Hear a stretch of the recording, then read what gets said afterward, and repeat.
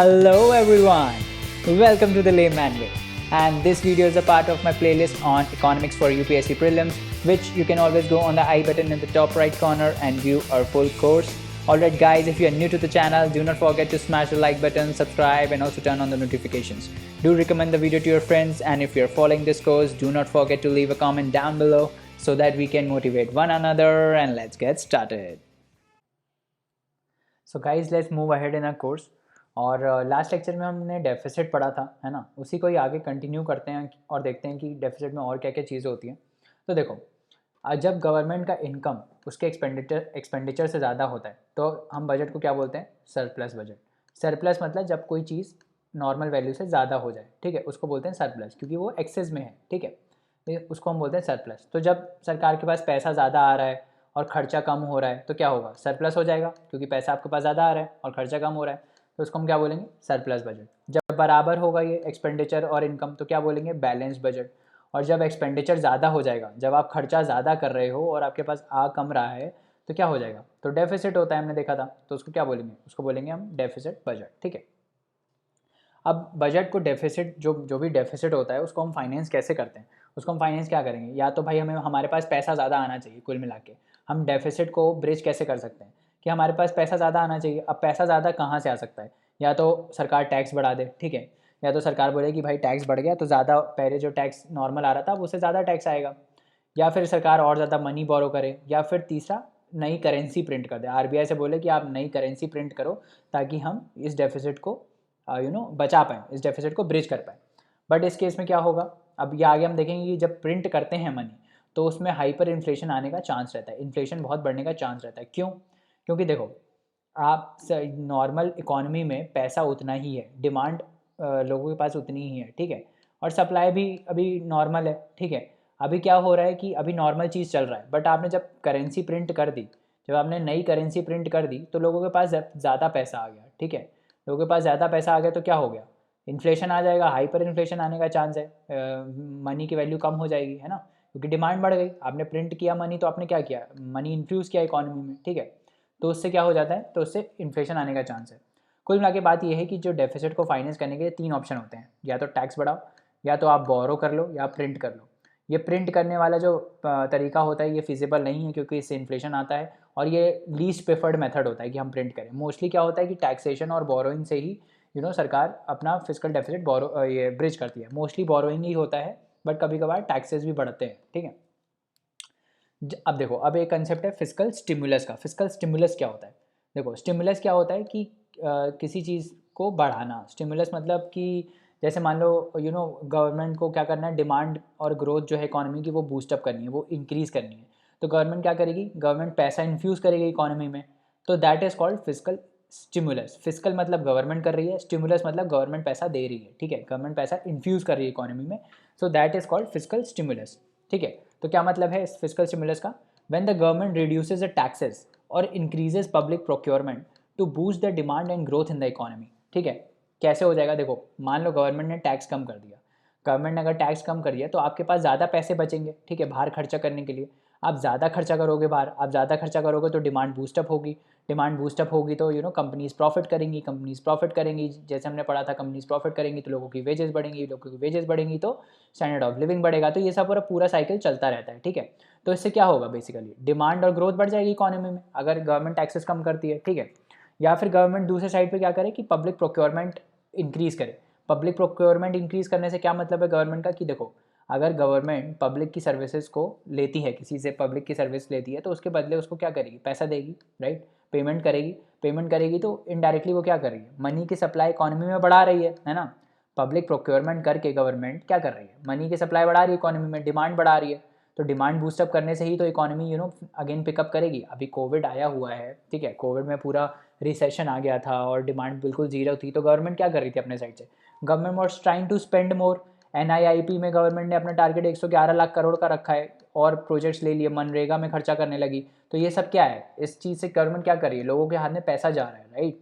MG NREGA में जब government लोगों को इंफ्रास्ट्रक्चर क्रिएट करने के लिए एम्प्लॉय करती है तो गवर्नमेंट पैसा पे करती है उनको, राइट, ताकि वो जाके बाहर खर्चा करें और डिमांड बूस्टअप हो, राइट।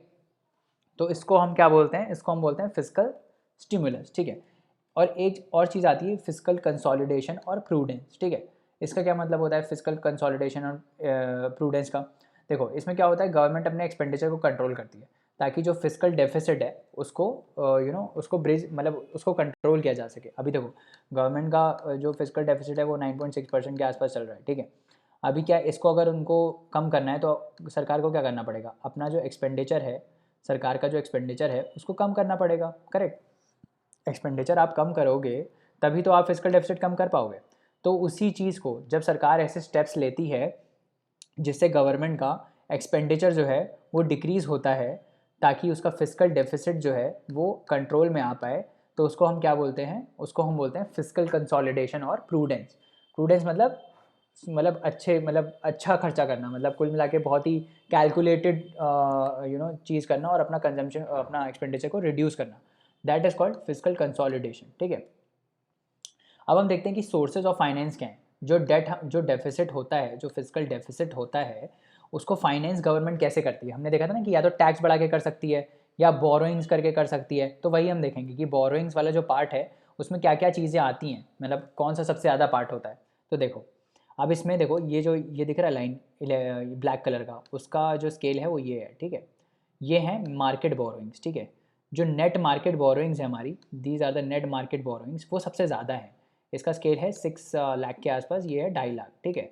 तो जो ये मार्केट बोरोइंग्स हैं ये सबसे ज़्यादा हैं डेफिसिट को फाइनेंस करने के लिए। अब ये मार्केट बोरोइंग्स क्या होती हैं, जो सेविंग आप गवर्नमेंट सिक्योरिटीज़ इशू करते हो वहाँ से पैसा आता है, ठीक है, वो हो गया। आप आरबीआई से पैसा ले रहे हो, ठीक है, दैट इज़ मार्केट बोरोइंग, आप आरबीआई से पैसा उठा रहे हो, ठीक है। तो वो फिजिकल डेफिसिट को सारी ब्रिज करने वाली, इस डेफिसिट को ब्रिज करने वाले टेक्निक्स होते हैं, ठीक है। जिसमें आप क्या करते हो, पैसा उठाते हो मार्केट से। तो इसमें इंपॉर्टेंट चीज़ ये है, इस ग्राफ में इंपॉर्टेंट चीज़ देखने वाली ये है कि गवर्नमेंट का मोस्ट ऑफ द पार्ट जो है डेफिसिट का, वो फाइनेंस कहाँ से होता है, वो फाइनेंस होता है नेट मार्केट बोरोइंग से। सबसे ज़्यादा अमाउंट कहाँ से आ रहा है, नेट मार्केट बोरोइंग से, ठीक है। उसके बाद दूसरे नंबर पे कौन सा आ रहा है, ये येलो वाला, अब सॉरी येलो वाला मतलब ये जो भी लाइट कलर है, ये क्या है, सिक्योरिटीज़ अगेंस्ट स्मॉल सेविंग्स। जो गवर्नमेंट सिक्योरिटीज़ इशू करती है ना स्मॉल सेविंग स्कीम्स में, वो उससे आ रहा है सेकंड नंबर पे पैसा। तो सबसे पहले सबसे ज़्यादा पैसा कहाँ से आ रहा है, नेट मार्केट बोरोइंग से। दूसरे नंबर पे कहाँ से आ रहा है, स्मॉल सेविंग से।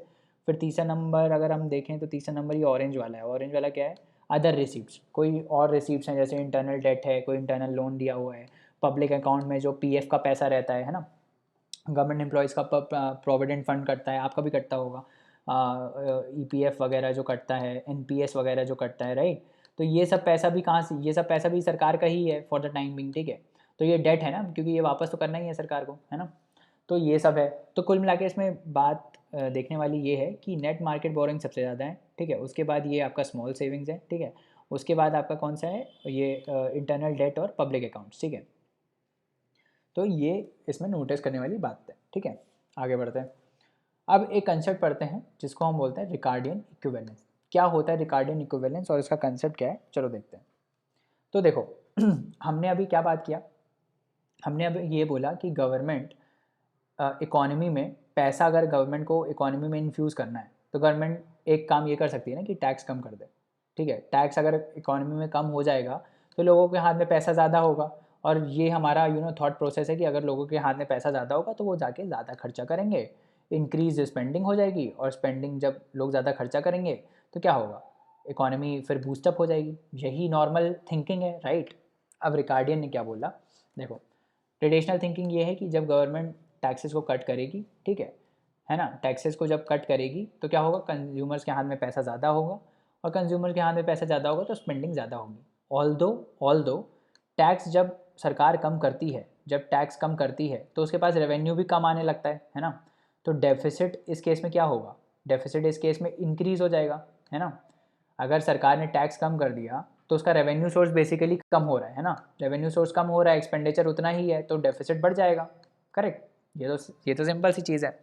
अब तो लोग, ट्रेडिशनल थिंकिंग ये है कि टैक्स जब कम होगा तो सरकार जो लोगों के पास है वो पैसा ज़्यादा होगा और स्पेंडिंग ज़्यादा होगी, यही ट्रेडिशनल थिंकिंग है। बट आजकल के लोग बहुत तेज़ हैं। लोग क्या करते हैं, लोग प्रोएक्टिव डिसीजंस लेते हैं। तो लोग को लगता है कि यार टैक्स सरकार ने कम किया है, अब टैक्स अगर सरकार ने कम किया है तो सरकार का जो डेफिसिट है, जो गवर्नमेंट का जो डेफिसिट है वो ऑब्वियसली इंक्रीज़ होगा, क्योंकि आपने रेवेन्यू सोर्स जब कम कर दिया तो डेफिसिट तो बढ़ेगा, क्योंकि एक्सपेंडिचर तो सरकार का उतना ही है। तो लोगों को लगता है यार ये डेफिसिट जो है, जो बड़ा है गवर्नमेंट का, इसको गवर्नमेंट कभी ना कभी तो फाइनेंस ऐसे करेगी टैक्स बढ़ा के। समझ में आ रहा है? समझ में आ रहा है क्या बोल रहा हूँ? आज गवर्नमेंट ने टैक्स कम किया है, आज गवर्नमेंट टैक्स कम किया है, इसका मतलब गवर्नमेंट का डेफिसिट बढ़ेगा अभी आने वाले टाइम में। तो क्या होगा, ये डेफिसिट को फाइनेंस गवर्नमेंट, हमने देखा था ना डेफिसिट फाइनेंस कैसे होता है, या तो टैक्स बढ़ा के होता है, ठीक है, या फिर मार्केट से बोरो करके होता है। यही सब मेथड है डेफिसिट को ब्रिज करने के लिए। तो लोगों को क्या लगता है, ये जो डेफिसिट बढ़ा है टैक्स कम करने की वजह से, वो बाद में गवर्नमेंट रिकवर करेगी कैसे, टैक्स बढ़ा के। समझ में आ रहा है? तो लोग क्या करते हैं, लोग खर्चा करते ही नहीं हैं, लोग सेव करना स्टार्ट कर देते हैं। लोगों को लगता है यार अभी सेव कर लेते हैं हम, क्या पता बाद में ज़्यादा टैक्स देना पड़ जाए, ठीक है, तो लोगों का सेविंग बढ़ जाता है। बट हमने क्या सोचा था, हमने ये क्यों टैक्स कम किया था, स्पेंडिंग बढ़ाने के लिए। हमने ये टैक्स क्यों कम किया था, स्पेंडिंग बढ़ाने के लिए, ताकि इकोनॉमी बूस्ट हो। बट क्या हो रहा है यहाँ पे सेविंग्स बढ़ रहा है, राइट? तो यही होता है रिकार्डियन इक्विवेलेंस की। रिकार्डियन इक्विवेलेंस क्या बोलता है कि लोग जो हैं, जो इकोनॉमी में लोग हैं, they take a proactive decisions, कि जब सरकार टैक्स कम करती है तो लोगों को लगता है कि डेफिसिट बढ़ा है, और फिर लोग ये सोचते हैं कि ये डेफिसिट को फाइनेंस करने के लिए सरकार बाद में टैक्स बढ़ाएगी, तो वो लोग सेव करना ज़्यादा स्टार्ट कर देते हैं रादर देन स्पेंडिंग मोर। समझ में आ रहा है? तो वो जो जो मोटिव था हमारा वो सर्व नहीं हो पाता है। People are taking futuristic actions, ठीक है, ये बोलता है रिकार्डियन इक्विवेलेंस, ठीक है। तो consumers are forward looking and will base their spending not only on the current income but also on their expected future income. आपने टैक्स कम किया तो करंट इनकम तो बढ़ गया, ठीक है, करंट इनकम तो बढ़ गया, बट बाद में लोगों को क्या लगता है कि टैक्स बढ़ा के ही गवर्नमेंट जो है अपना डेफिसिट पूरा करेगी, तो फ्यूचर जो इनकम है वो उनका क्या होने वाला है, वो उनका कम होने वाला है। इसीलिए लोग यहाँ पे सेव करना ज़्यादा स्टार्ट कर देते हैं। समझ में आ रहा है? सेविंग्स बढ़ जाती हैं। तो इसी को बोलते हैं हम Ricardian equivalence. When the deficit grows high, to finance the deficit, government borrows money from the public to continue spending on the public welfare. ठीक है, correct? Consumers respond by proactively thinking that this borrowing will be financed in the future through tax hikes, and hence they start saving and spending less, which leads to less production, which leads to less growth. ठीक है, कुल मिला के बात यही है, ठीक है। हाई डेफिसिट का क्या मतलब है, पीपल विल सेव मोर, ये बोलता है रिकार्डियन इक्विवेलेंस कि डेफिसिट अगर गवर्नमेंट का हाई है तो लोग जो हैं वो ज़्यादा सेव करेंगे, because it argues that taxation and borrowing are equivalent means of financing expenditure. समझ में आ रहा है कि आप डेफिसिट को फाइनेंस कैसे करते हो, या तो टैक्स बढ़ा के या तो बोरोइंग बढ़ा के। दोनों ही केस में क्या होगा, दोनों ही केस में डेफिसिट फाइनेंस होगा, right? When the government increases the spending by borrowing today, जब गवर्नमेंट अपना एक्सपेंडिचर बढ़ा रही है बोरो करके मतलब डेफिसिट बढ़ा रही है अपना गवर्नमेंट, ठीक है, which will be repaid by the taxes in the future. अब ये जो डेफिसिट इंक्रीज हुआ है बोरोइंग की वजह से, ये बाद में सरकार कैसे ब्रिज करेगी, टैक्सेस बढ़ा के। समझ में आ रहा है? जब गवर्नमेंट जो है वो पब्लिक वेलफेयर पे खर्चा करना स्टार्ट कर देती है, कैसे स्टार्ट करती है, बोरो करके मार्केट से। जब गवर्नमेंट बोरो करती है मार्केट से तो उसका डेफिसिट बढ़ता है। जब उसका डेफिसिट बढ़ेगा तो लोगों को लगता है कि जो डेफिसिट बढ़ा है वो बाद में सरकार ब्रिज कैसे करेगी, टैक्स बढ़ा के, क्योंकि अभी तो बोरो कर लिया, बाद में टैक्स बढ़ा के ही इसको ब्रिज करेगी, ठीक है। It will have the same impact on the economy as the increase in the government expenditure that is financed by the tax increase today, ठीक है। तो उसका भी सेम इम्पैक्ट होगा, on the economy as an increase in the government expenditure that is financed by the tax increase today. समझ में आया कि भाई वो जो भी डेफिसिट है उसको गवर्नमेंट कैसे फाइनेंस करेगी, टैक्स बढ़ा के, टैक्स इंक्रीज करके, ठीक है। तो ये था रिकार्डियन इक्विवेलेंस का कंसेप्ट, ठीक है। अब बाकी पर्सपेक्टिव्स पढ़ते हैं कि दूसरा और क्या पर्सपेक्टिव है इसमें। तो देखो, एक कंसेप्ट आता है crowding out of private borrowers. ये देखो, crowding out effect on private borrowers, इसका क्या मतलब है, हम ये मतलब समझते हैं कि इसका मतलब क्या है, क्राउडिंग आउट का क्या मतलब है, ठीक है। अब मान लो आपके पास एक बास्केट है, ठीक है, एक बास्केट है जिसमें आपके पास 1 2 3 4 5 6 7 एप्पल्स पड़े हैं, ठीक है, मान लो 8 पड़े हैं, लेट से 8 एप्पल्स आपके पास हैं, ठीक है, 8 एप्पल्स आपके पास हैं इस बास्केट में, और 2 लोग हैं हमारे पास, ठीक है, 2 लोग हैं, एक ये है और एक ये है। लेट से ये गवर्नमेंट है, ठीक है, ये गवर्नमेंट है और ये हमारा प्राइवेट फर्म है, ठीक है, ये हमारा क्या है, प्राइवेट फर्म, ठीक है, this is a private firm. अब हमको क्या करना है, ये 8 एप्पल्स को इनमें डिस्ट्रीब्यूट करना है। कुछ गवर्नमेंट को देने हैं, कुछ प्राइवेट फर्म्स को देने हैं। तो पहले केस में क्या होता है, लेट से पहले केस में 8 हैं तो मैंने 4 इसको दे दिए, 4 इसको दे दिए, टोटल 8 एप्पल्स हो गए, राइट। अब दूसरे केस में क्या किया मैंने, ये जो गवर्नमेंट है इसको मैंने लेट से 6 दे दिए, ठीक है। इसको अगर मैंने 6 दिए, इसको अगर मैंने 6 दिए तो प्राइवेट फर्म के लिए कितना बचा, सिर्फ 2 ही बचे, राइट, क्योंकि बास्केट में तो उतना ही पैसा है, मतलब इतना ही एप्पल्स हैं, राइट। तो कितना हो गया, यहाँ पे भी 8 हो गया। तो आप देख रहे हो इसमें हो क्या रहा है, इसमें ये हो रहा है कि ये जो बास्केट है, अगर मेरे को अगर गवर्नमेंट को मैं ज़्यादा एप्पल्स दे रहा हूँ तो प्राइवेट फर्म को मैं कम एप्पल्स दे पाऊँगा, है ना। इसको अगर 6 दे रहा हूँ तो उसको सिर्फ 2 ही दे पाऊँगा। इसी को बोलते हैं क्राउडिंग आउट इफेक्ट, इसी को बोलते हैं। क्या होता है, ये एप्पल्स को आप मानो ये पैसा है, दिस इज़ द मनी, ठीक है। और ये जो बास्केट है दैट इज़ द मार्केट, ठीक है, दैट इज़ द मार्केट।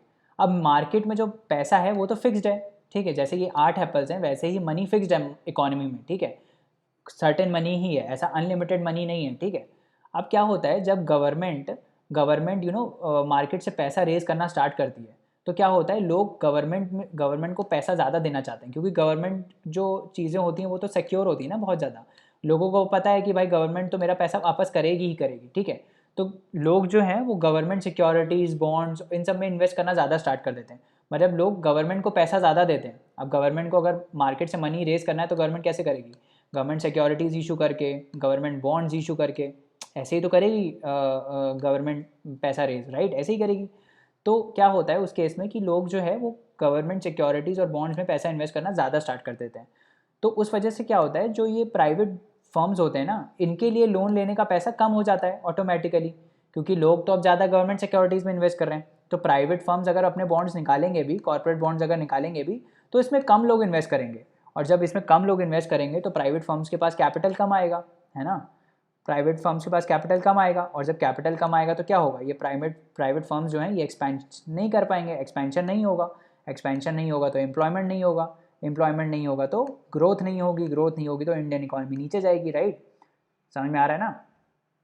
तो इसी को हम क्या बोलते हैं, crowding out effect. Crowding out effect मतलब कि प्राइवेट बोरोवर्स के लिए पैसा बचा ही नहीं है मार्केट से रेज करने के लिए, क्योंकि गवर्नमेंट इशू कर रही है, ठीक है।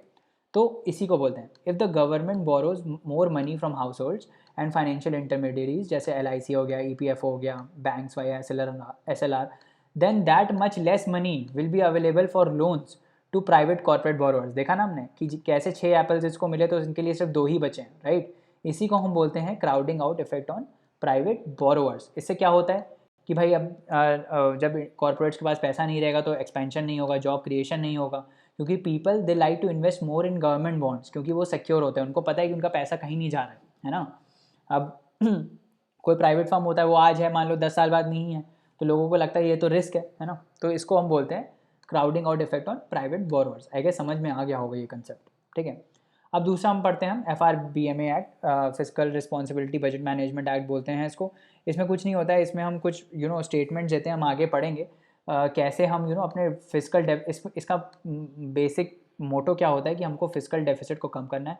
हमारे जितने भी डेफिसिट हैं, ठीक है, उसमें कुछ टारगेट्स होते हैं, उस डेफिसिट को हमको कम करना है, बस इसका ये टारगेट है physical responsibility budget management act का, कि हम long term macro economic stability को फोकस करते हैं, कि कैसे हम अपना डेफिसिट जो है वो अपनी रेंज में रखें, ठीक है, कैसे हम अपना डेफिसिट अपनी रेंज में रखें और रेवेन्यू का सरप्लस अचीव करें, ठीक है, फिजिकल ऑब्स्टेकल्स को रिमूव करें, ठीक है, और कैसे इफेक्टिव डेट मैनेजमेंट हम कर पाएँ by limiting the deficits and the borrowing. मतलब कैसे हम बोरोइंग कम कर पाएँ, डेफिसिट कम कर पाएँ और इकोनॉमी को बूस्टअप कर पाएँ। वो किस में आता है, वो आता है physical responsibility and budget management act. इसमें आप नाम से ही देख लो ना, फिजिकल रिस्पॉन्सिबिलिटी। फिजिकल रिस्पॉन्सिबिलिटी मतलब सरकार कैसे मनी का जो अपना एक्सपेंडिचर है और जो अपनी इनका एक्सपेंडिचर है और डेफिसिट है उसको कैसे कम कर सकती है सरकार, that is called physical responsible government. कि वो जो मनी का है, मनी का इफेक्टिव यूटिलाइजेशन हो रहा है, ठीक है, इफेक्टिव डेट मैनेजमेंट हो रहा है, वही होता है फिजिकल रिस्पॉन्सिबिलिटी। अब इसमें ना, इसमें एक एस्केप क्लॉज भी है, ठीक है। इसमें एस्केप क्लॉज ये है कि देखो, अब FRBM एक्ट में क्या था, FRBM एक्ट में था, अभी हम आगे पढ़ेंगे कि आपको फिजिकल डेफिसिट 3% करना है, ठीक है, ये टारगेट है हमारा। बट मान लो कोई ऐसी कैलामिटी आ गई जैसे कोविड-19 आ गया, ठीक है, कोविड-19 में फिजिकल डेफिसिट सरकार का 9.6% हो गया, तो क्या हुआ, मतलब 9.6% हो गया, अब ये 3% से तो बहुत ज़्यादा है, तो क्या गवर्नमेंट हट जाएगी, नहीं हटेगी गवर्नमेंट। तो इसके लिए क्या है, इसके लिए एक एस्केप क्लॉज ऐड किया गया है। वो एस्केप क्लॉज किस लिए है कि भाई कोई अगर अनहैपनिंग इवेंट हो जाता है, जैसे नेशनल सिक्योरिटी पे थ्रेट हो जाता है या वॉर हो जाता है या कोई नेशनल कैलामिटी आ जाती है, ठीक है, एग्रीकल्चर को लैप्स हो जाता है या स्ट्रक्चरल रिफॉर्म्स हमको स्ट्रक्चरल रिफॉर्म्स लाने हों या फिर रियल आउटपुट ग्रोथ में डिक्लाइन हो, ये कुछ टाइप की चीज़ें हैं, ठीक है। इन सब कंडीशंस में क्या होता है, गवर्नमेंट को स्पेंडिंग अपना बढ़ाना पड़ेगा। भाई कोई कैलामिटी अगर आ गई तो सरकारी तो पैसा देगी ताकि यहाँ पे flood relief operations carry out हो पाएँ, या फिर अगर कोई वॉर आ गया तो सरकार डिफेंस में खर्चा ज़्यादा करेगी, ठीक है, तो उस केस में डिफेंस बढ़ेगा। But these are necessary things, right, ये अनअवॉइडेबल थिंग्स हैं। ये आप ऐसे नहीं बोल सकते कि हमको भाई अपना जो फिजिकल डेफिसिट है वो 3% रखना है तो हमारा बढ़ जाएगा, हम खर्चा करेंगे तो हम नहीं करेंगे, ऐसे आप नहीं कर सकते, ठीक है। तो उन सिचुएशंस के लिए गवर्नमेंट ने क्या इसमें एस्केप क्लॉज ऐड किया हुआ है कि भाई अगर नेशनल सिक्योरिटी पे थ्रेट आया या वॉर होने लगा या कैलामिटी आ गई तो उस केस में हम इसको ब्रीच कर सकते हैं। ये जो 3% वाला क्लॉज है कि ये 3% से ऊपर नहीं रहना चाहिए, वो हम ब्रीच कर सकते हैं बाय 0.5%, ठीक है, बाय 0.5%। तो मतलब आप 0.5% ऊपर नीचे जा सकते हो। मतलब मान लो आपको अगर 3% करना है तो आपका जो फिजिकल डेफिसिट है वो 3.5% हो सकता है, किस केस में, इन केसेस में, ठीक है। तो that is called escape clause. अब देख ही लेते हैं पूरा क्या है।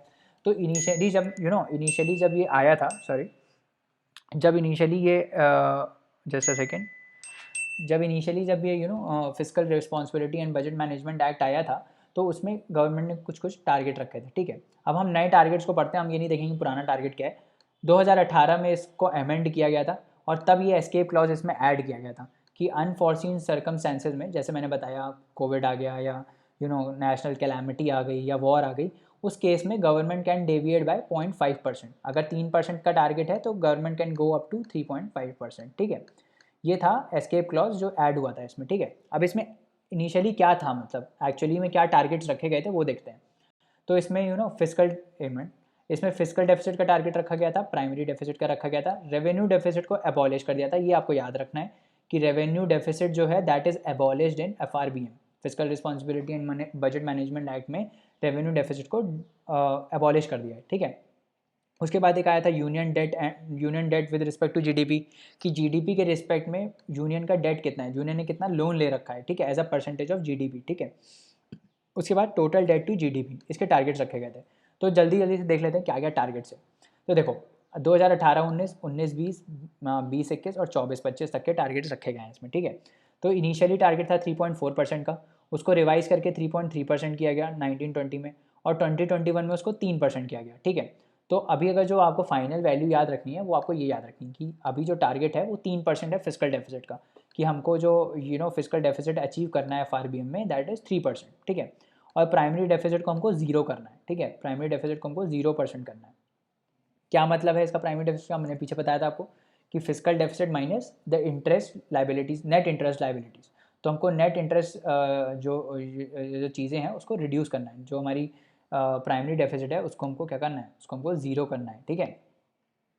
रेवेन्यू डेफिसिट हमने अबॉलिश कर दिया है, ठीक है। यूनियन डेट टू जीडीपी वाला जो रेशियो है उसका टारगेट हमने कितना रखा है, 40% इन 2024-25, और 19 में कितना है, ये 48% है, ये ध्यान रखना। 19 में कितना था, 48%, हमको 24-25 में कितना करना है, 40%, और टोटल डेट टू जीडीपी को कितना करना है हमको, 60%, ठीक है। तो ये सब हमारे टारगेट्स हैं कि टोटल डेट टू जीडीपी को हमको 60% करना है, यूनियन डेट टू जीडीपी को हमको 40% करना है, रेवेन्यू डेफिसिट एबॉलिश कर दिया गया। ये याद रखना, रेवेन्यू डेफिसिट का अगर कुछ आ जाए कि रेवेन्यू डेफिसिट का टारगेट FRBM में XYZ% है तो वहीं पे उसको आप क्रॉस कर देना, क्योंकि ये तो एबॉलिश कर दिया गया है, ठीक है। प्राइमरी डेफिसिट हमको 0 करना है और फिजिकल डेफिसिट हमको कितना करना है, 3%, ठीक है। तो ये टारगेट्स हैं हमारे physical responsibility and budget management act 2003 के। तो चलिए दोस्तों, आज के लिए इतना रहने देते हैं, नेक्स्ट लेक्चर में और कंसेप्ट्स को पढ़ेंगे। जाने से पहले लाइक शेयर सब्सक्राइब ज़रूर करें, अपने दोस्तों को रिकमेंड करें। अपनी क्वेरीज़ आप हमको queries@thelaymanway.com पे भेज सकते हैं, जहाँ पे हम आपका रिप्लाई इंस्टेंटली करेंगे। और पढ़ते रहिए, हार्ड वर्क करते रहिए, है ना। अगले लेक्चर में मिलते हैं। Thank you, bye bye, take care.